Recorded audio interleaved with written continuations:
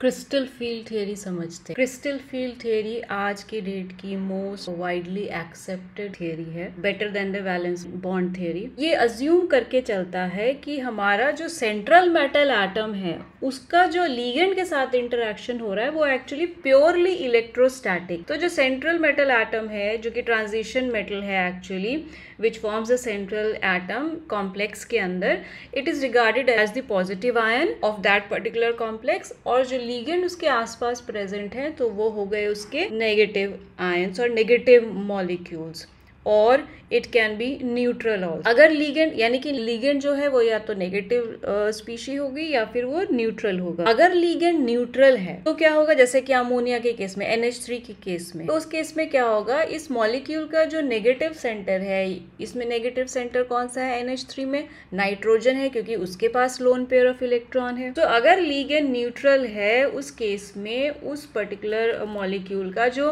Negative and है, dipole का जो नेगेटिव एंड है मॉलिक्यूल में, it is directed towards the metal ion, यानी कि that negative centre will be directed towards the metal ion, जैसे कि NH3 के केस में होता है। तो इलेक्ट्रॉन्स जो सेंट्रल मेटल एटम पर बैठे हैं एक्चुअली वो रिपल्सिव फोर्स फील करते हैं with the electrons of the ligand. तो इसके कुछ एजम्पशंस हैं। एजम्पशन नंबर 1 क्या है, लिगेंड को हम पॉइंट चार्जेस की तरह ट्रीट करते हैं। हम ये नहीं कहते एक बड़ी सी कोई स्पीशी है या it is occupying particular space, हम उसको पॉइंट चार्जेस की तरह ट्रीट करते हैं। दूसरा एजम्पशन क्या है कि मेटल ऑर्बिटल यानी सेंट्रल मेटल एटम के जो अपने ऑर्बिटल्स हैं और लिगेंड के जो ऑर्बिटल्स हैं, उन ऑर्बिटल्स में कोई इंटरेक्शन नहीं है आपस में कॉम्प्लेक्स बनाने में। तीसरा जो कि इम्पोर्टेंट एजम्पशन ये है वो ये है कि जो आपका सेंट्रल मेटल एटम है ऑब्वियसली ट्रांजिशन मेटल है तो डी ऑर्बिटल तो होगा ही। जैसे यहाँ पर ब्राउन कलर की स्फेरिकल बॉल जो है वो सेंट्रल मेटल एटम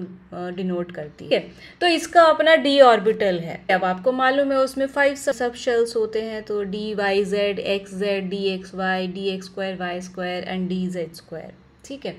तो सेंट्रल मेटल एटम का जो डी ऑर्बिटल है उसके पास डेफिनेटली कितने भी नंबर ऑफ इलेक्ट्रॉन्स होंगे, और आपको मालूम है कि ये पांचों ऑर्बिटल जो है इनकी एनर्जी सेम हो, so that is why they are called as degenerate orbitals. लेकिन जब कॉम्प्लेक्स बनता है तो लिगेंड जब इस सेंट्रल मेटल एटम के पास आते हैं, जो कि ब्लू कलर से, ब्लू स्फेरिकल बॉल से हमने डिनोट करी है यहाँ पे लिगेंड को, तो जैसे ही लिगेंड इस सेंट्रल मेटल एटम के पास आता है तो वो इस D orbital, central metal atom की डी ऑर्बिटल की डीजेनरेसी को डैमेज कर देता है, डिस्ट्रॉय कर देता है, यानी कि ये पांचों ऑर्बिटल का एनर्जी फिर सेम नहीं रहता है। अब वो कैसे डिस्ट्रीब्यूट होता है, कैसे डिस्ट्रॉय होता है, किसका बराबर होता है, वो डिपेंड करता है कि आपकी ज्योमेट्री कौन सी बन रही है। 4 लीगेंड आ रहे हैं कि 6 लीगेंड आ रहे हैं, टेट्राहेड्रल ज्योमेट्री है कि ऑक्टाहेड्रल ज्योमेट्री है। So but otherwise isolated gaseous metal ion की अगर आप बात करें तो पांचों डी ऑर्बिटल्स के पास सेम एनर्जी है, जिसकी वजह से हम उनको डीजेनरेट कहते हैं। And on the other hand if a spherically symmetrical field of negative charges surround the metal ion, the d orbitals remain degenerate, लेकिन इन ऑर्बिटल्स की एनर्जी जो है वो रेज हो जाती है because of the repulsion between the field and the electrons on the metal. ज्यादातर देखा गया है कि ट्रांजिशन मेटल कॉम्प्लेक्सेस में या तो 6 या 4 लिगेंड्स अटैच होते हैं सेंट्रल मेटल एटम से, so accordingly we have octahedral और टेट्राहेड्रल स्ट्रक्चर्स। दोनों ही केसेस में क्या होता है, जो लिगेंड की वजह से जो फील्ड क्रिएट होती है एक्चुअली वो स्फेरिकली सिमेट्रिकल नहीं होती है around the central metal atom, जिसकी वजह से जो डी ऑर्बिटल है सेंट्रल मेटल एटम का वो इक्वली डिसोरिएंटेट नहीं होता है due to the presence of these ligands. So the d orbital it is not affected equally by the field of the ligand। क्यों? क्योंकि ligand की जो field होती है वो spherically symmetrical नहीं होती। spherically symmetrical मतलब same in all the directions, जिसकी वजह से डीजेनरेसी सेंट्रल मेटल एटम के डी ऑर्बिटल की डिस्टर्ब हो जाती है। अब 2 केसेस आते हैं, octahedral complexes and tetrahedral complexes.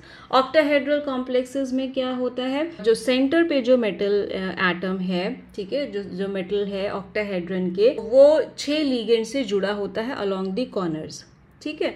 और आपको मालूम है वो डायरेक्शंस क्या होते हैं, x y z point, x y z planes determine करते हैं डायरेक्शन। समझते हैं कि एक्चुअली जो डी ऑर्बिटल होता है वो किस शेप का होता है। हम कहते हैं वो डबल डम्बल शेप होता है, यानी कि दो डंबल आपके जुड़े हुए हैं सेंटर्स। लेकिन वो किस तरह से अलाइन होते हैं, किस डायरेक्शन में अलाइन होते हैं डंबल्स, ये देखते हैं, ठीक है। उसके लिए आपके पास एक्स एक्सिस और वाई एक्सिस ड्रॉ कर दिया है मैंने। So positive x, negative x and plus y and minus y direction हैं आपके पास, प्लेन समझ लीजिए, ठीक है। तो अगर मेरा जो लोब है वो अलोंग एक्स एक्सिस बैठा हुआ है और अलोंग वाई एक्सिस बैठा हुआ है, तो एक मेरे पास इस फिगर के हिसाब से एक हॉरिजॉन्टल डंबल होना चाहिए और एक वर्टिकल डंबल होना चाहिए। So that orbital will be called as d x square y square. जैसे कि आपकी लेफ्ट हैंड साइड की फिगर में सबसे नीचे left hand side extreme left पर जो ऑर्बिटल है d x square y square है। अगर ऑर्बिटल जो है, अब z एक्सिस मैंने इस पे नहीं बनाया है, you know it that it is perpendicular to these x and y। So अगर उस z एक्सिस के अलोंग आपका ऑर्बिटल्स बैठे हुए हैं ओनली अलोंग z एक्सिस, तो it will be called as d z square, जैसे कि आपका नीचे वाला है फिगर। अब आते हैं और ऑर्बिटल्स, ठीक। अगर x और y के बीच में plus x and minus x and plus y and minus y के बीच में अगर आपके डंबल्स बैठे हुए हैं, so it is called as d x y. Similarly y और z के बीच में है तो d y z and then d x z also. जैसे लेफ्ट हैंड साइड पर देख लो आप, y एक्सिस और z एक्सिस और x एक्सिस दिखाया गया है। सो y z ऑर्बिटल कैसा है आपका, y और z के बीच में आपका एक डंबल बैठा हुआ है और दूसरा भी प्लस y और माइनस y के बीच में बैठा हुआ। So that is d y z. D x z क्या है आपका z axis left hand side की फिगर में ऊपर की तरफ जा रहा है, y राइट की तरफ जा रहा है एंड x इज इनसाइड और outside the plane, you can say. तो एक्स जेड क्या होगा, एक्स एक्सिस पे नहीं बैठेगा वो डंबल, एक्स और जेड के बीच में डंबल, ठीक है ना, प्लस माइनस में। इस तरह से आपके डी ऑर्बिटल अलाइन होते हैं।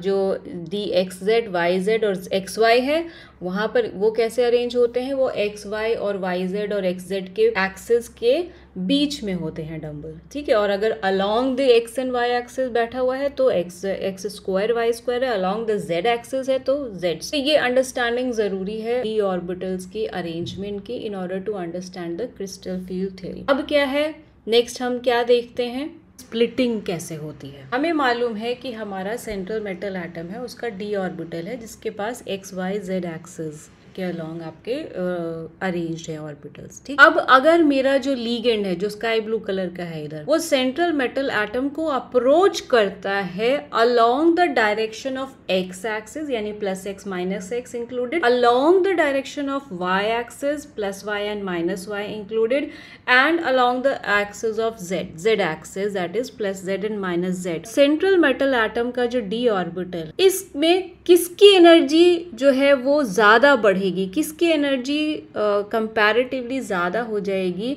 एज कंपेयर टू अदर्स, उन ऑर्बिटल्स की एनर्जी जो कि लाई करते हैं along z axis, y axis and x axis. यानी कि कौन से ऑर्बिटल थे वो, d x square y square and d z square orbitals. तो कहने का मतलब ये है when the 6 ligands they approach along the x y z and minus x minus y minus z directions, it will increase, this process will increase the energy of dx square y square and dz square orbital much more as compared to the increase of the energy of those orbitals जो कि lie करते हैं between these axis, यानी कि d x y, d y z and d x z. ये वो orbitals हैं जो एक्सिस के बीच में लाई करते हैं, ठीक है।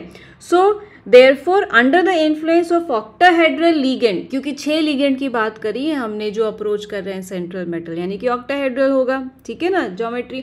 सो under the influence of an octahedral ligand field the d orbitals now split into 2 groups of different energy. एक वो ग्रुप होगा जिसकी एनर्जी हायर होगी, वो कौन सा ग्रुप ऑफ ऑर्बिटल्स होगा, डी ऑर्बिटल्स, वो डी ऑर्बिटल्स जो कि along x y z axis lie करते हैं। सो दूसरा सेट ऑफ ऑर्बिटल्स कौन सा होगा जिसकी एनर्जी इनसे कम होगी, यानी कि वो ऑर्बिटल्स जो एक्सिस के बीच में लाई करते हैं।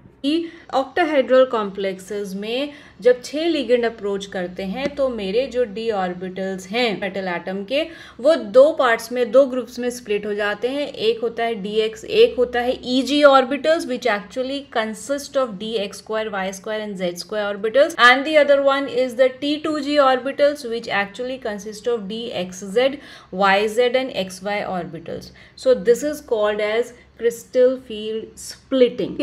अब क्या है, Eg और T2g ऑर्बिटल्स के बीच का जो एनर्जी डिफरेंस है विच is delta E over here. So the difference in energy between the 2d levels is given by delta naught और 10dq। फाइन। सो Eg ऑर्बिटल ये कहते हैं हम कि Eg ऑर्बिटल जो है plus 0.6 delta not above the average level और T2g orbital जो है वो minus 0.4 delta not below the average level है। एवरेज लेवल कौन सा लेवल होगा?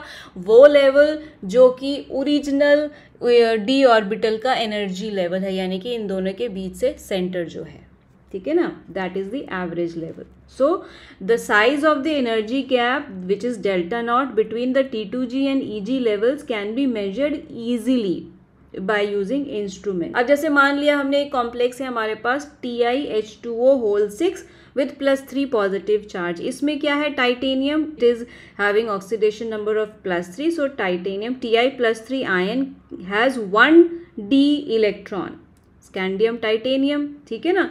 सो +3 में 1, एक इलेक्ट्रॉन बचा डी ऑर्बिटल में।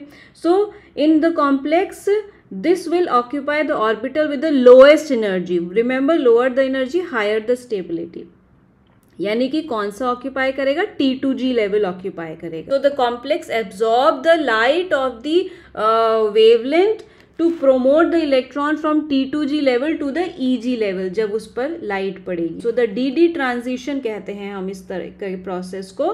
The DD transition will be obtained as a peak.